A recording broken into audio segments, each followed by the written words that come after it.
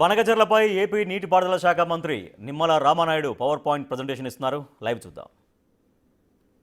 అటువంటి రాజకీయపరమైన కారణాలతోటి అక్కడ డైవర్షన్ పాలిటిక్స్ లో భాగంగా కూడా అవసరం లేనిటువంటి నష్టం లేనిటువంటి ఇటువంటి పోలవరం బనకచర్ల గురించి కూడా మాట్లాడుతున్నారనేటువంటిది అనిపిస్తున్నటువంటి పరిస్థితి.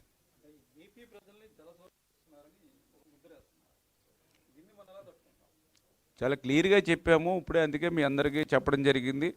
ఏదైతే వృధాగా పోయేటువంటి నీటిని, ఎందుకంటే నేను కూడా చూశాను లాస్ట్ టైం ఒకసారి కాటన్ మహాశయుడు, మీ అందరికీ తెలుసు సనాతన్ కాటన్ అంటే ఈవేళ మా అందరికి కూడా దేవుడు లాంటి వాడు.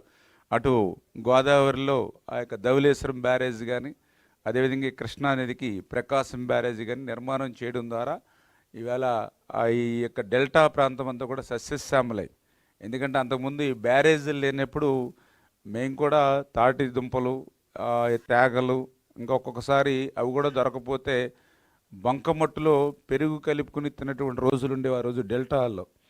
ఆ బ్యారేజీలు కట్టిన తర్వాతే పచ్చగా పొలాలుండి ఇవాళ 2 పంటలు పండుతూ ఉన్నాయి కాటన్ మహాశయుడు. అందుకే ఈరోజు విదేశీయుడు అనేప్పటికీ కూడా ఊరు వాడ కాటన్ మహాశయుడు విగ్రహాలను మనం పూజిస్తూ ఉన్నాం ఇవాళ ఏ గోదావరి జిల్లాకు పోయినప్పటికి కూడా. మొన్న అటువంటి కాటన్ మహాశయుడు యొక్క మనమరాలు రాజమండ్రి వచ్చి ఆ ధవళేశ్వరం బ్యారేజీ దగ్గర నుంచి ఆ వృధాగా మరి సముద్రంలోకి వెళ్ళిపోతున్నటువంటి ఆ వరద జలాలను చూసి, మరి మా తాత నిర్మాణం చేసినటువంటి ఈ యొక్క బ్యారేజీ తర్వాత ఇప్పటి వరకు ఇన్ని సంవత్సరాలైనా పైన ఒక్క ప్రాజెక్టు కట్టలేదా, ఈ యొక్క వరద నీటిని ఎవరు కూడా సద్వినియోగం చేసుకోలేకపోతున్నారని మరి సాక్షాత్తు ఆ కాటన్ మహాశయుడు మనమరాలు మాట్లాడింది అని అంటే అందులో వాస్తవం. ఎందుకంటే ఆ గోదావరి వరద జలాలు ఎట్లా వెళ్ళిపోతున్నాయి అని చేత ఈ రకమైనటువంటి పరిస్థితి ఉంటే ఇంకా మనం ఏదో దోపిడీ చేస్తాం. ఎందుకంటే ఆ నీటిని మనం ఉపయోగించుకోకపోతే ఎవరు ఉపయోగించుకోలేరు. ఏ రకంగా వరదలో సముద్రంలో కలిసిపోయిన నీటిని అది జలదోపిడీ అని అంటే అది రాజకీయ ప్రేరేపితంగా మాట్లాడుతున్నటువంటి అంశమే తప్ప అక్కడ 1% కూడా వాస్తవం లేనటువంటి పరిస్థితి. మరి గత 100 సంవత్సరాల చరిత్ర చెప్తూ ఉంది. మరి ఎవరు ఉపయోగించుకోవడం వల్ల కదా అన్ని వేల టీఎంసీ నీరు సముద్రంలోకి పోయింది. మరి అది జలదోపిడీ అంటే ఇక్కడ నష్టం అంటూ జరిగితే ఇప్పుడు మన 3,000 టీఎంసీలు కూడా మనం తీసుకునేది ఎంత? కేవలం 200 టీఎంసీలు మాత్రమే. ఇంకా 2,800 టీఎంసీల నీరు యావరేజ్ను సముద్రంలో పోతుంది. అంటే చేత నష్టం అంటే ఎవరికైనా జరిగితే అది బంగాళాఖాతానికే జరుగుతుంది ఒక 200 టీఎంసీలు. ఇంకెవరికైనా నష్టం సింపుల్, ఎవరికైనా నష్టం అంటే జరిగితే ఒక బంగాళాఖాతానికే జరుగుతుంది 200 టీఎంసీలు నీరు తక్కువై.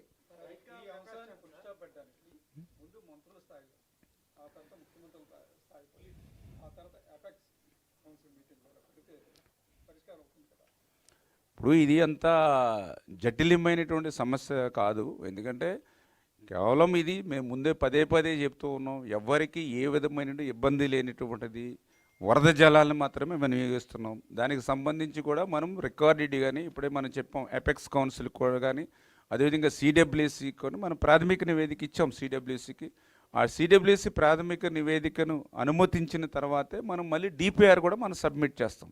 అంటే ఏదైతే కేంద్ర ప్రభుత్వం నిబంధనలు ఏవైతే ఉన్నాయో ఆ కేంద్ర ప్రభుత్వ నిబంధనలకు అనుగుణంగానే ఈ ప్రాజెక్టుకు సంబంధించినటువంటి అన్ని అనుమతులు తీసుకునే ఈ యొక్క ప్రాజెక్ట్ అనేది ముందుకెళ్తుంది. Thank you.